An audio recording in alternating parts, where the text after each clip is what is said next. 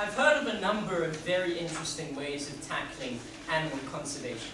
But to be honest, this is the first time I've heard of animal conservation despite animal rights, rather than animal conservation because of animal rights. That's the first reason today's proposition has already lost. The second reason that they've already lost today's debate is that they're proposing the same mechanism that opposition is using. Think about this. Proposition's model needs two things to happen. One, they need to establish a legal market. Two, they still have to regulate out the illegal market. The implicit concession of that is that if they can regulate out this illegal market, so can we, without creating the legal market. And if they can't, and if we can't, then neither can they. I'll be speaking about 3 points of substantive matter today. 1, animal rights. 2, the viability of the status quo. 3, the harms to animals. My second speaker will be dealing with 1, lock-in, and 2, the harms to people. But first, let me deal with some rebuttal. Let's firstly look at this idea of the decline of the black market. So the first thing Josh said is that we're going to get a decline of the black market because of education. Education does not need their policy in order to be implemented. We can go with the status quo with education. No, thank you. The second mechanism is the supposed reduced perceived value of rhino horns. Perceived value, by definition, is not linked to market value. Even if you reduce that market value, you aren't going to reduce perceived value. Moving on to the second point of rebuttal. So, what Josh told you is that when you commoditize something, it becomes useful to society, and that use means that society has an incentive to preserve it. But what we see is that in the status quo, rhinos are already financially valuable. They bring in tourists. If this analysis was true, that would happen in the status quo.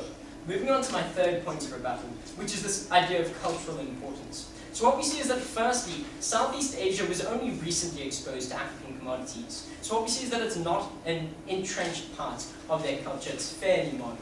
Secondly, assuming but not conceding it is culturally important, it's a facet of culture we want to erode. What we see is that it's harmful to rhinos, and it's harmful to themselves because it replaces proper medicine. No, thank you. Let's move on to my first substantive point, which is that of animal rights. So here I'll be concluding that we aren't just fighting for the continuation of the rhino species, we're also fighting for the protection of the basic rights of those rhinos. The strategic importance of this is that proposition doesn't only have to show that they're preserving the rhino species, they have to show that their policy is good for those specific rhinos. On that. So, no, thank you, Josh. So what we see is that animals have rights because rights aren't predicated on intelligence. If you look at humans, we don't ascribe more value to the human rights of more intelligent people. And in the same way, because of the fact that animals are fundamentally the same as humans, apart from their differing place on that continuum of intelligence, they also have access to these rights. No, thank you, sir. So in conclusion, we aren't just fighting for the continuation of the rhino species, we're also fighting for the protection of those rhinos' basic rights. Moving on to my second substantive point, which is the viability of the status quo. Yes. Not only have you not shown why our policy would actually undermine rhinos, but in your status quo, rhinos will be extinct by 2020. We would choose violating some rights over extinction in 10 years. That actually tied in perfectly because he asked me to do two things, which are my next two substantive points. So, in this substantive point, I'll be dealing with the viability of the status quo, showing you why they won't be extinct by 2020. In my third point, harms to animals, I'll be showing you why it does harm animals. Moving on to the viability of the status quo, where I'll be showing you that we don't have to be looking for a cop-out. So what we see is that even though the fight against poaching has been unsuccessful in recent years, two important factors have changed. One, now we have public support. That means money. Secondly, we have technology, which we haven't had in previous years. Things like trackers are becoming cheaper and easier to access. So these two things mean that even though in previous years it's failed, things are changing. There is a good prognosis for the future of the fight against rhino poaching. In conclusion, we do not have to be looking for a cop-out because the first prize of poaching eradication is realizable. Let's look at my third substantive point of the harms to animals. Here I'll be showing you that assuming but not conceding proposition's policy works, rhinos are harmed. However, their policy will fail in reducing the illegal rhino trade.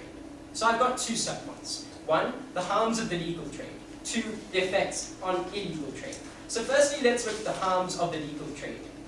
So here I'll be showing you that even if proposition's policy works, they still harm these rhinos. So the first level of analysis here is the harms of the horn removal itself. Josh told you that the only harm is when rhinos die. That's not true.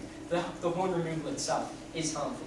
On a first level, what we see is that if you don't have a horn, it limits the ability of the rhino to fight. Secondly, it limits the ability of the rhino to attract the mate. And thirdly, it limits the ability of the rhino to breed because it can't attract that mate. That's important because it means that you're undermining the quality of life of these rhinos and you're undermining the viability of these hornless rhino populations. On the second level, no, thank you, what we see is that the commercialization of rhinos is very harmful. Why? Because it will lead to, for example, captivity of rhinos in order to facilitate this trade. That's going to be highly detrimental. We think that this commercialization is going to happen in order to make this industry cost effective and be able to compete with illegal poaching. Moving on to the second point, which is the effect on the illegal trade. The conclusion here is that proposition won't decrease and may actually increase rhino poaching. So I've got 5 subpoints to this point. The first subpoint is undermining regulation. What we see is that it's far easier to regulate something if all of that commodity is illegal. When differently sourced items of the same commodity are legal and illegal, it's hard to tell which is legal. A sniffer dog can't smell the difference between a legal and an illegal rhino horn. It's hard to regulate when there's grey area.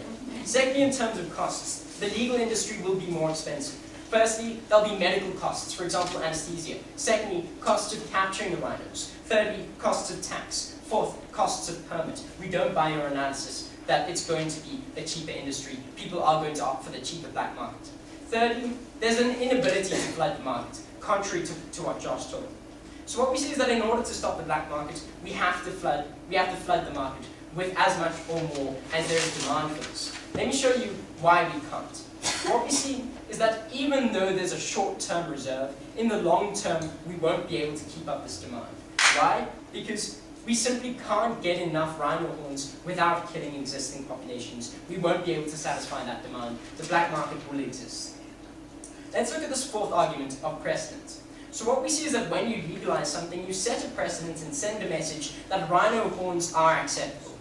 What we see is that in South Africa, when you legalize something, you create a precedent that it's okay. You create demand in South Africa.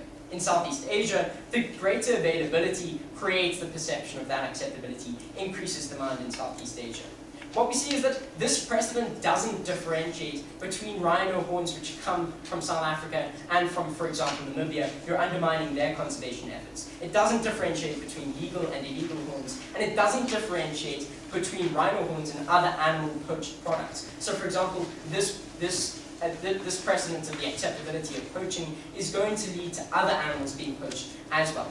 In terms of the argument of funding, what we see is that this trade will still go through Southeast Asian syndicates as retailers. That's going to fund them. They're heavily involved in other types of poaching, which is going to increase even if there's a drop in rhino poaching. For all of these reasons, opposition must win.